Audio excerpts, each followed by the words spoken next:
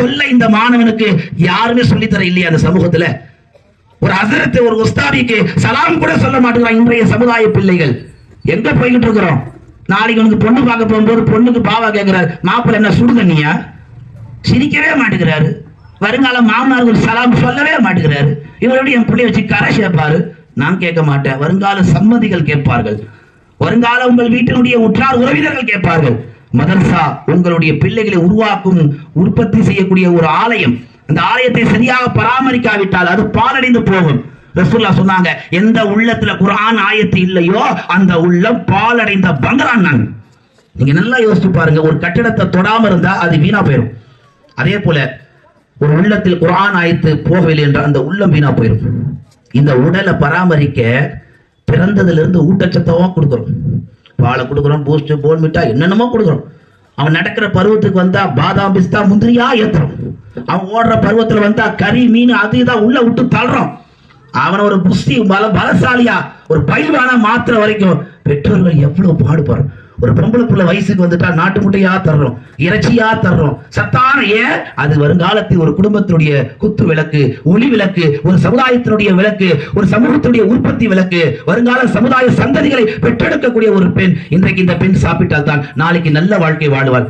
தப்பே கிடையாது. ஒரு உடலை உருவாக்க எவ்வளவு கஷ்டப்படுறோம், ஒரு அற்புதமான உள்ளத்தை உருவாக்க நம்மில் எத்தனை பேர் கஷ்டப்படுகிறோம். பெற்றோர்கள், ஆசிரியர் மட்டுமே காலங்காலமாக பிள்ளைகளை கஷ்டப்படுத்த எழுதி கொடுக்கப்படாத விதியா? பெற்றோர்கள் நீங்களும் கொஞ்சம் மனசு வைத்தால் தான் உங்கள் பிள்ளைகள் உங்கள் கண்களுக்கு முன்னால் சாலிகானவர்களாக உருவாகுவார்கள். ரப்பனா ஹப் லனா மின் அஸ்வாஜினா வ துர்ரியாத்தினா, என் பிள்ளை எனக்கு கண் குளிர்ச்சியா ஆக்கித்தா என்று அல்லாஹ் குர்ஆன்ல கேட்கிறான். இன்னைக்கு ஒரு புள்ள வீட்டுக்குள்ள வந்தாலே பாவா சனியன் வருது பாரு, டைம் என்னது மூதேவி. பாவா சொந்த பிள்ளைய திட்டுறாருங்க. அவன் மூதேவியாவே போயிட்டான், வாழ்க்கையில மூதேவியாவே போயிட்டான். அவன் மூதேவி, அவனுக்கு பிறந்த புள்ள மூதேவி. அப்படி பரம்பரை லிஸ்ட் எடுத்து பார்த்தா சொந்த பாவா துவா செய்வது ஒரு நபி தன் சமூகத்துக்கு துவா செய்வதற்கு சமமானது. பெற்றவங்க பிள்ளைகளை பதுவா செஞ்சா உடனே பழிக்கும். பெற்றவர்கள் தங்கள் பிள்ளைகளுக்கு துவா செய்யுங்கள். கோபத்துல கூட உங்க பிள்ளைகள் என்ன செய்ய தெரியுமா? நல்லது, அல்லாஹ் உன்னை இந்த ஃபலாவுக்கு அப்படியே ஒஸ்தாதா ஆக்கிட்டோம், அப்படி துவா செய்யும். அல்லாஹ் உன்னை இந்த ஊர்ல ஜாமியா மஸ்ஜிதுக்கு இமாம் ஆகட்டும், அப்படி துவா செய்யும். அல்லாஹ் உன்னை இந்த சமூகத்துக்கே தலைவர், அப்படி துவா செய்யுங்க. மக்காவுல தொழ வைக்கக்கூடிய இமாம் சுதைசி சரியான சேட்டையின் பிள்ளை, சேட்டையின் உச்சம், வீட்டுல அடங்காத பிள்ளை இமாம் சுதைசி. தெரியும் உங்களுக்கு இமாம் சுதைசி யாருன்னு?